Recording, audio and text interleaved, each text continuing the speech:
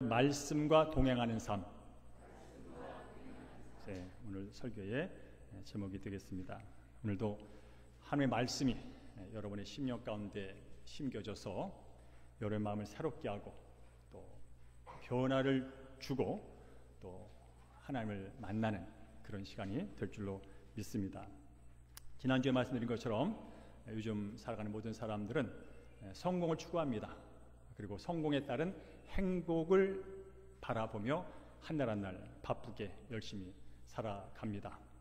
그런데 지난주에 본 것처럼 아모스의 선지서가 말한 것처럼 이 땅에 많은 사람들이 먹을 게 없어 굶주린 게 아니고 마실 게 없어 갈증을 느끼는 게 아니라 하나님의 말씀이 없어서 돈을 쌓아놓고도 굶주림을 느끼고 물을 쌓아놓고도 갈증을 느끼는 공허와 그런 삶을 사는 사람이 너무나 많아서 급기야 마음이 정신이 안 좋은 상태까지 가는 일이 지금 빈번하게 심각하게 이 세상에 일어나고 있다는 것이죠. 여러분, 참된 행복과 만족은 과연 어디서 오는 것일까? 많은 철학자들이 사상가들이 찾아보고 수많은 책을 써내지만 그 책을 수십 권 수백 권 읽어도 채워지지 않는다는 사실입니다. 그런데 오늘 시편 1편은 인생의 참된 만족과 행복이 어디서 오는지를 분명하게 말씀해주고 있다는 사실입니다. 바로 하나님의 말씀이 우리 삶의 행복의 근원이며 뿌리라는 사실을, 영양 원천이라는 사실을 보여주고 있습니다. 그래서 말씀 묵상은 우리의 갈급한 영혼을 살려주고 우리의 메마른 심령을 풍성하게 채워주고 더 나아가서 의로부터 임하는 끊이지 않는 복을 누리며 살게 해 주신다는 것입니다.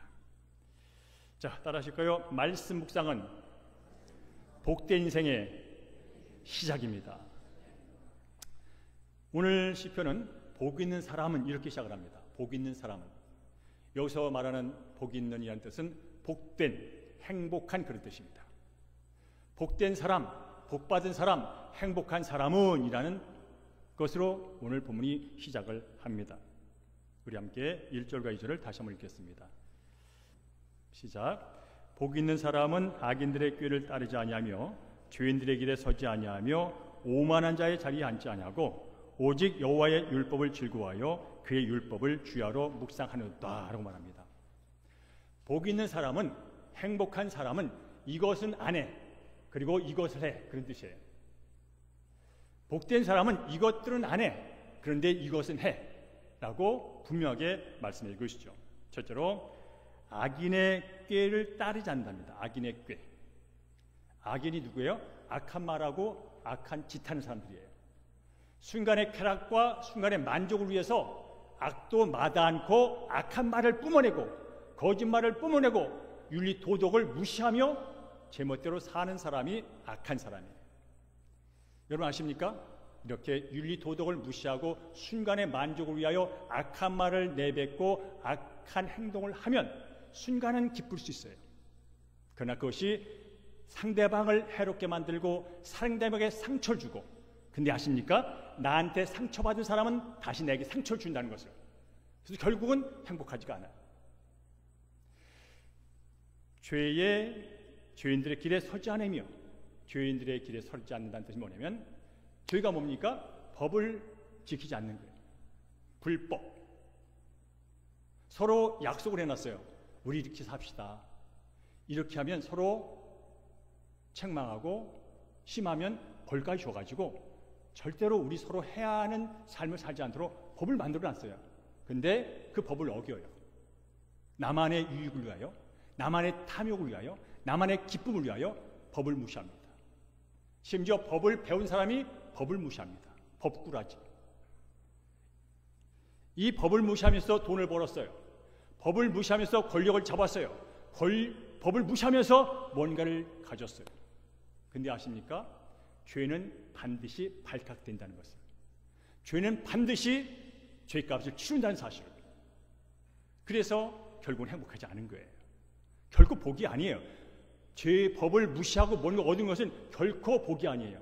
그 다음에 따라오는 것은 순간의 만족은 있지만 그 뒤에 뭐가 따라와요? 수치가 따라와요. 부끄러움이 따라와요. 그리고 오늘 말합니다. 오만한 자리에 앉지 않는다고요. 이 자리가 뭐냐면 내가 앉아서는 안 될 자리에 앉아서 내가 해서는 안 될 행동을 한다는 뜻이에요. 성경에서 말하는 오만과 교만은 피조물인 인간이 하나님의 자리에 앉아서 하나님 노릇하는 걸 교만이라고 말합니다. 그리고 그 교만은 패망의 앞잡이, 패망의 멸망이라고 말합니다. 그런 면에서 내가 지금 남보다 높은 자리, 남을 판단하고 정죄하는 자리에서 뭔가 내 주장을 펼 때는 기가 막혀요. 내가 대단한 것 같아. 이것도 너는 잘못했어. 너는 나쁜 놈이야. 너는 더했어. 너는 나쁜 놈이야. 하면서 이쪽을 비난하고 저쪽을 비난하고 핏대를 세우며 분노를 하는데 하고 나면 행복하지가 않아. 여러분 오늘도 뉴스를 들으면서 많이 들으면서 얼마나 핏대를 올리십니까? 얼마나 속이 불불 끓습니까? 그래서 내가 순간 재판관의 자리에 올라가지고 얼마나 정죄를 하십니까? 근데 지나고 나면 허해요. 행복하지가 않아요. 그래서 말합니다. 악한 길을 따르지 않는 게 행복이야. 불법을 저지지 않는 게 행복이야. 오만한 자리에 앉지 않는 게 행복이야. 세상을 말합니다. 좀 더 가지려면 그 정도쯤은 괜찮아. 그 정도 법을 어기는 건 별로 이 세상에 별거 아니야. 서로 그러다 보니 갈등은 깊어지는 것입니다. 반면에 말합니다. 진짜 행복이 뭔지 알아요? 여호와의 말씀을 즐거워하며 주야로 묵상하는 사람이 복된 사람이다 라고 말씀합니다. 여러분 여호와의 말씀을 즐거워하는데요. 즐거운 게 행복 아니겠어요? 기쁨이 행복 아니겠어요? 그런데 성경은 말합니다. 돈이, 명예가, 권력이, 사람의 인정이 너를 즐겁게 하는 게 아니라 하나님의 말씀이 너를 즐겁게 해.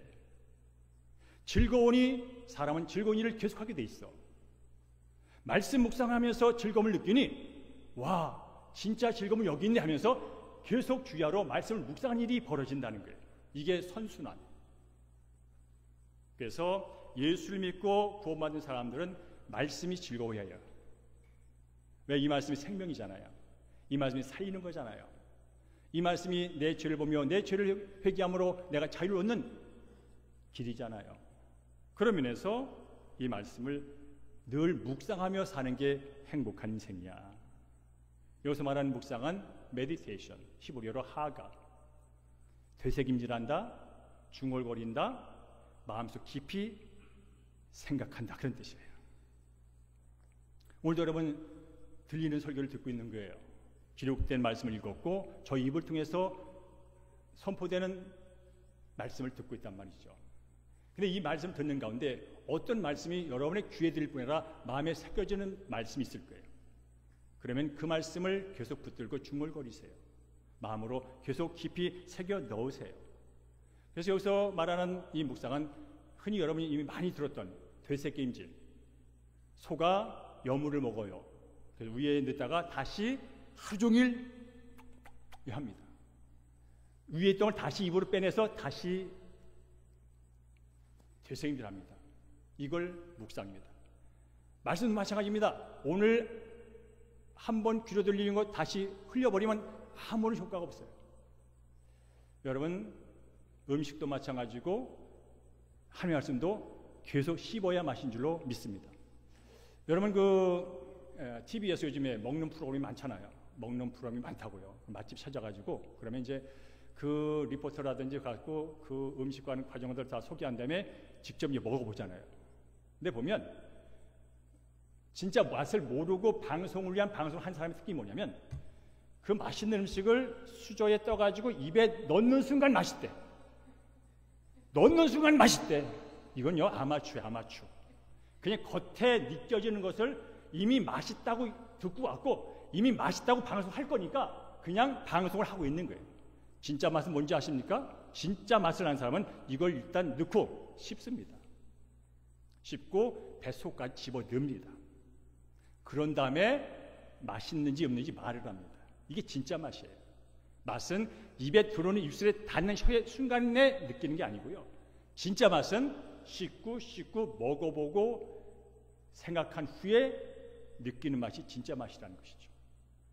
여러분, 많은 사람들이 설교를 듣고 나서 은혜 받았대.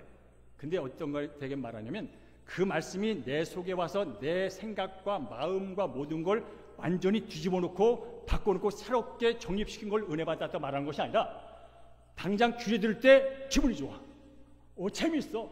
웃겨. 좋아. 그런 거예요. 근데 아십니까? 본당문을 나서는 순간 까맣게 잊는다는 사실을. 그러나 말씀을 들으면서 그래 맞아요.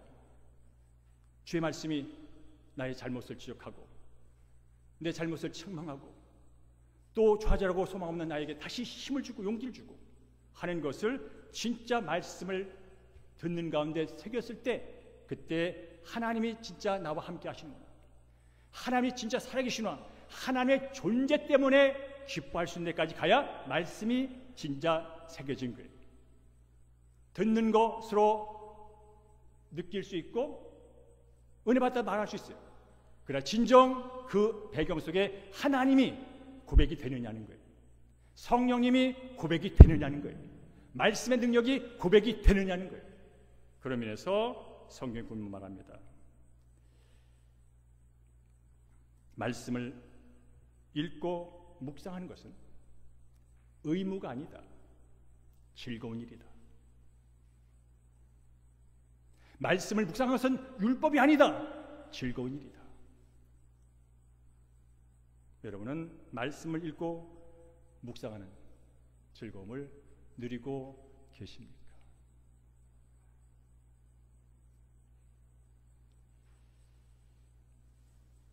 바라기는 저와 여러분이 남은 인생, 남은 신앙생활, 다른 큰 사역은 하지 못할지라도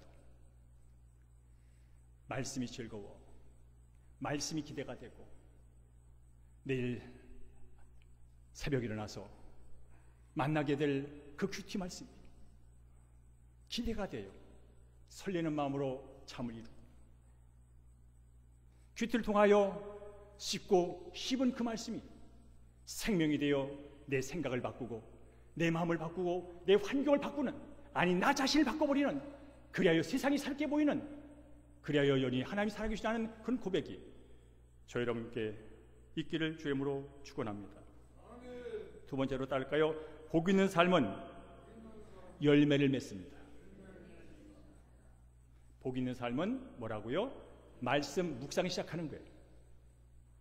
복 있는 삶은 그 전에 조금 전에 했던 말을 전제로 하는 거예요. 복 있는 삶은 그냥 일어나잖아요. 말씀 안에서 이루어진 복 있는 삶은 뭐라고요? 열매를 맺는다는 거예요. 3절을 읽겠습니다. 3절 시작. 그는 시냇가에 심은 나무가 철을 따라 열매를 맺으며 그 잎사귀가 마르지 아니함 같으니 그가 하는 모든 일이 다 형통하리로다 라고 말합니다. 다 형통. 그 앞에 모든 일이, 기가 막히잖아요. 성통, 성공. 근데 다 성공이 돼. 근데 모든 일마다 다 성공이 돼요. 엄청난 얘기 아니겠어요? 오늘 시편 기자는 말씀 묵상하는 사람을 마치 시냇가에 심겨진 나무와 같다고 비유를 하는 거예요. 여러분 상식적으로 생각해 볼게요. 저 사하라 사막 중앙에 심겨진 사과나무와 이 한강변에 뿌리를 내리고 심겨진 나무가 있는데 어떤 나무가 열매를 제때 제대로 맺을 수 있을까? 우문이죠. 그걸 질문이라고 하십니까? 맞습니다. 사하라 사막에 꽂혀있는 사과나무가 열매를 맺지 못한다면 이유는 한 가지입니다. 그 뿌리 밑에 물이나 영양이 없기 때문입니다. 한강변에 심겨진 사과나무가 잎을 내고 꽃을 피고 열매를 맺는 것은 이유는 한 가지입니다. 사과나무가 새벽마다 일어나가지고 사과를 맺겠다고 노력한 게 없습니다. 꽃을 이쁘게 피겠다고 길을 쓴 적이 없습니다. 그냥 한강변 옆에 뿌리를 사시사철 마르지 않는 한강물에 대고 있었을 뿐입니다. 그저 저절로 열린 겁니다. 저절로 꽃이 핀 겁니다. 이유는 한 가지입니다. 뿌리가 물가에 계속 다 있었기 때문에 그렇습니다. 우리의 예수 믿고 구원 사람의 삶도 이렇다는 거예요. 말씀에 뿌리를 두고 있으면 저절로 되는 거예요. 저절로 기뻐지는 거예요. 그러니까 기쁘지 여러분. 그러나 말씀에 뿌리질을 내리지 않고 있으면 계속 기쁨을 찾아다녀야 돼요. 이걸 먹으면 기쁠까? 저걸 더 가지면 기쁠까? 저 사람을 사귀면 기쁠까? 계속 찾아다니는 거예요.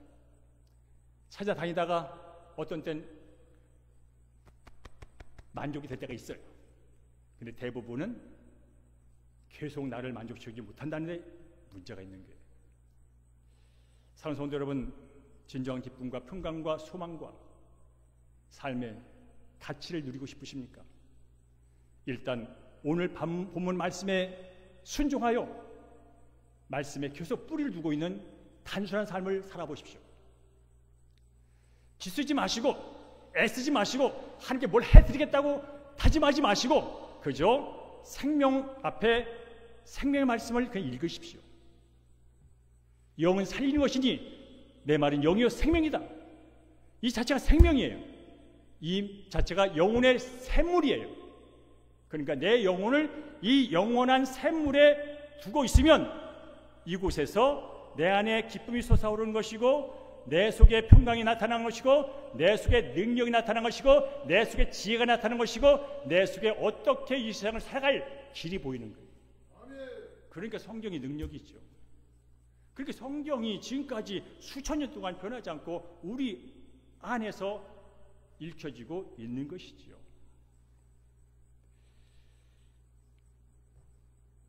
그렇습니다. 저도 모든 삶이 그랬겠지만 삶이 늘 잘 되는 것만 아닙니다.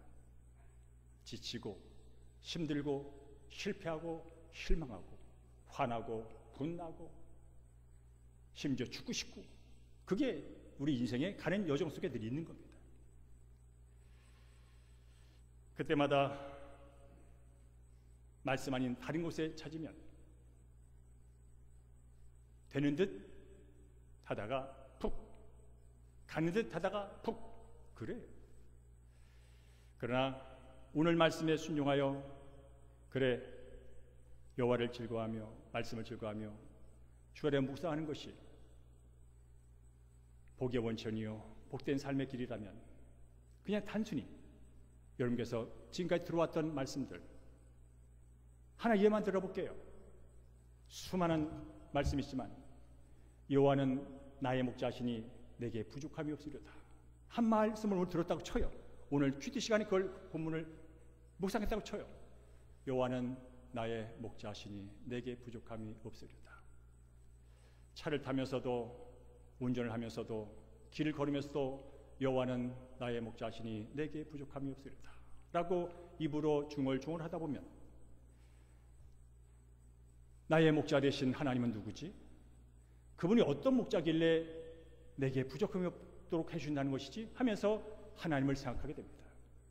그러면서 여러분이 그동안 듣고 배웠던 하나님, 천지 만물을 창조하신 하나님, 무에서 유로 없는 것을 있게 하시는 하나님, 죽은 것을 살리시는 하나님, 세상의 모든 것의 주인 되신 하나님, 아, 그분이 내가 믿는 하나님, 그분이 나의 목자시기에 나의 결핍을, 나의 아픔을, 나의 소외를 해결할 수 있는 건 당연한 것이지 라면서 위로를 받습니다.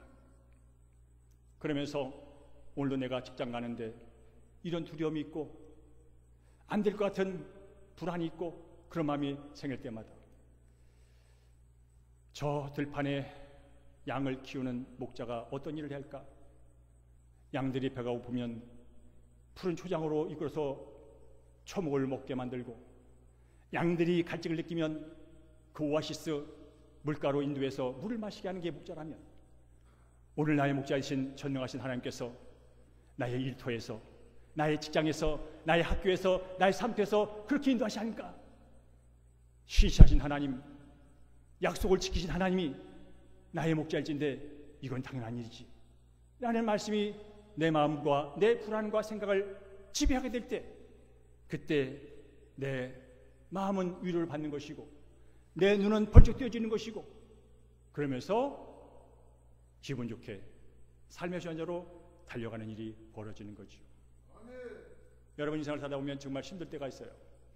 말씀도 듣고 싶지 않고 보고 싶지 않을 때도 있어요. 그때도 여러분 무릎을 꿇으셔야 돼요. 저 같은 경우는 그런 일이 많아요. 그러면 제가 머릿속에 있는 그 성경 구절이 쭉 지나가요. 두려워하지 마라, 놀라지 마라, 염려하지 마라, 기다려라, 난 너의 하나님이다, 내가 세상 끝나까지 너와 함께 한다니까. 그러다가 쭉쭉쭉 하다 말씀이 어디까지 저를 이끄냐면, 그래도 너는 내 것이다. 이사의 말씀으로 저를 끌어갑니다. 네가 아파도 너는 내 것이다. 네가 가난해도 너는 내 것이다. 네가 다른 사람한테 좋은 소리 못 들어도 너는 내 것이다. 천지 만물을 지으신 그 하나님이, 거룩하신 그 하나님이 내가 무엇이길래 나를 그분의 것이라고 여겨준단 말이냐까지 가게 되면 거기에 다 녹아지는 거예요. 거기에 다시 주님을 찬양하고 그 은혜를 그냥 고백할 수밖에 없는 거예요. 그래서 다시 일어나는 거예요. 이게 말씀의 능력이에요. 세 번째로, 복 있는 삶은 영원한 길로 인도합니다. 4절과 6절 함께 했습니다. 시작. 악인들은 그렇지 아니하며 오직 바람에 나는 겨와 같도다. 그러므로 악인들은 심판을 견디지 못하며 죄인들이 의인들의 모임에 들지 못하리로다. 무릇 의인들의 길은 여호와께서 인정하시나 악인들의 길은 망하리로다 라고 말합니다. 악인이 뭡니까? 하나님이 인정하지 않고 내 방법대로, 내 생각대로 순간의 유익을 위하여, 만족을 위하여 70년 끝나고 80년 끝나고 100년 끝날 그 모든 걸 나 중심으로 바라보고 나 중심으로 내가 판단을 사는 인생들이에요. 그러다 보니 악한 말도 해야 되고, 그러다 보니 죄도 눈 감아야 되고, 그러다 보니 남도 끄집어 내려야 되고 하는 그런 사람들, 그런 인생, 결국 뭐라고요? 바람에 나는 겨와 같답니다. 바람에 나는 겨가 뭐예요? 쭉정이에요. 속도 없고 의미도 없고 가치 없다는 뜻이에요. 그러니 심판의 대상도 안 돼요. 사실이거든. 평가의 대상도 안 돼요. 쭉정이가 무슨 평가의 대상이 됩니까? 그게 바로 말씀 없이 내가 주님을 산 인생들의 끝이라는 거예요. 마치 바람에 나는 겨우 같은. 그러나 의인의 길, 의인이 누굽니까? 잘나서 의인 아니에요. 윤리도덕을 잘 지켜서 의인 아니에요. 남보다 도덕적으로 의인 아니에요. 남보다 선한 일을 해서 의인이 아니에요. 우린 죽었다 끝내도 의인 될 수 없어요. 내 안에 죄성이 있는 한 결코 의인 될 수 없어요.